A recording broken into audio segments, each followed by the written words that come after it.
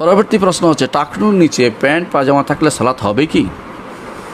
টাকনুর নিচে প্যান্ট পাজামা থাকলে সালাত হবে না এমন কথা আমরা বলি না। কিছু কিছু মানুষরা বলে থাকেন। আমরা বলি যে টাকনুর নিচে প্যান্ট পাজামা থাকলে এটা তার জন্য আল্লাহ তার সালাত দিকে তাকাবেন না, হাদিসে আসছে। তার সালাত তাকাবেন না, হাদিসে আসছে, এবং বলছেন যে আল্লাহ তার দিকে তাকাবেন না, এটাও আসছে। এবং তার হাদিসে আসছে আল্লাহ কবুল করবেন না। কবুল করা আর আদায় হওয়া এক জিনিস না। তার সালাত হবে, সে কবুল হবে কিনা এটা আল্লাহ তাআলার উপর নির্ভর করে। আল্লাহ তাআলা তার কোনো না জানার কারণে হয়তো আল্লাহ ক্ষমা করবে, তার তওবার কারণে পরবর্তী যেটা কবুল করে নেবে আল্লাহ তাআলা আগেরগুলো বিভিন্ন কারণে। সুতরাং এভাবে সালাত হবেই না এটা আমরা বলছি না। তবে অবশ্যই মনে রাখতে হবে টাকনুর নিচে প্যান্ট পাজামা পরলে গুনাহ হয়, এবং এটা কবিরা গুনাহ। এটা হচ্ছে কবিরা গুনাহ। কেউ যদি বলে যে আমি তো অহংকার করছি না, ওই টাকনুর নিচে রাখাটাই অহংকার। অহংকার হচ্ছে হককে ঠেলে দেয়া। আল্লাহ রসুল সাল্লাল্লাহু আলাইহি ওয়াসাল্লাম যেটা বলেছেন এটা না মানাটাই অহংকার। রসুল বলেছেন টাকনুর নিচে কোনো অংশ নেই। ইমানদার টাকনুর নিচে কোনো অংশ হবে না তার কাপড়ের, অর্থাৎ টাকনুর নিচ পর্যন্ত, টাকনুর নিচে তার উপর থেকে কোনো কিছু নামবে না।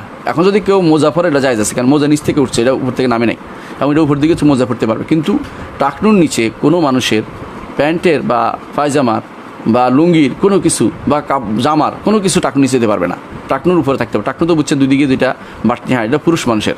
আর মহিলাদের যত বেশি ছাত্র হবে, যত বেশি নিচে যাবে তত বেশি উত্তম, যত বেশি নিচে যাবে। অর্থাৎ সেটা যদি কোনো তার পুরো পাতা পায়ের পাতা ঢেকে রাখে এটা বেশি উত্তম। আর সালাতের মধ্যে ডাকতে হবে, এটা আমরা বলে থাকি। সুতরাং যে ব্যক্তি প্যান্ট পায়জামা এগুলো টাকনুর নিচে পড়েছে তা সে আলা খাতান আযীম, বিরাট ভয়ের মধ্যে আছে, বিরাট ডেঞ্জারাস অবস্থা আছে, সে ক্ষতিগ্রস্ত হবে সে বেশি, কারণ তার বড় কবিরা গুনাহের মধ্যে আছে। রাসূলুল্লাহ সাল্লাল্লাহু আলাইহি ওয়াসাল্লাম বলেছেন মা আসফালা মিনাল কা'বাইনি ফাফিন্নার, যা দুই টাকনুর নিচে পড়বে সেটা জাহান্নামে যাবে। কঠিন কথা বলেছেন। অন্যভাবে রাসূলুল্লাহ সাল্লাল্লাহু আলাইহি ওয়াসাল্লাম বলেছেন কেউ যদি অহংকার করে তার দুই টাকনুর নিচে কাপড় টেনে দেয়, নিচের দিকে নামিয়ে রাখে, রাসূল বলেছেন যে আল্লাহ তাআলা তার দিকে তাকাবেন না হাসরের দিন, আরও কঠিন শাস্তি তার দেয়। কারণ তার দিকে তাকানোর অর্থ হচ্ছে আল্লাহকে দেখতে পাচ্ছে না সে, এবং আল্লাহ তাআলার রহমত দৃষ্টিতে সে পাবে না। সুতরাং আল্লাহ তাআলাকে চেহারা দেখা, তার রহমত দৃষ্টিতে তাকানো, এগুলি খুবই দরকার একজন ইমানদারের। সেটা করতে পারে না। এই জন্য অহংকার যে ব্যক্তি করবে সে আখিরাতে সে নিকৃষ্ট হবে। অহংকারী আসবে হাসরের মাঠে, এবং সে হবে পিঁপড়ার মতো, মানুষের পায়ের নিচে পিষে ফেলতেছে ওরে। অহংকারী হবে এরকম যে মানুষ তারে কষ্ট দিতেছে, এরকম অবস্থা হাসরের মাঠে আসবে। অহংকারীদের অবস্থা যারাই আল্লাহর শরীয়তকে লঙ্ঘন করবে, আল্লাহর শরীয়ত কিছুই মনে করছে না, তারা অহংকারী, নিজের মন মতো চলছে, প্রবৃত্তির ইবাদত করতেছে তারা।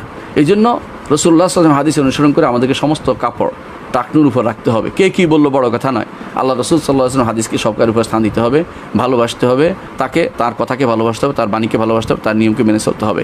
আশা করি আমরা বিষয়টা মেনে চলব।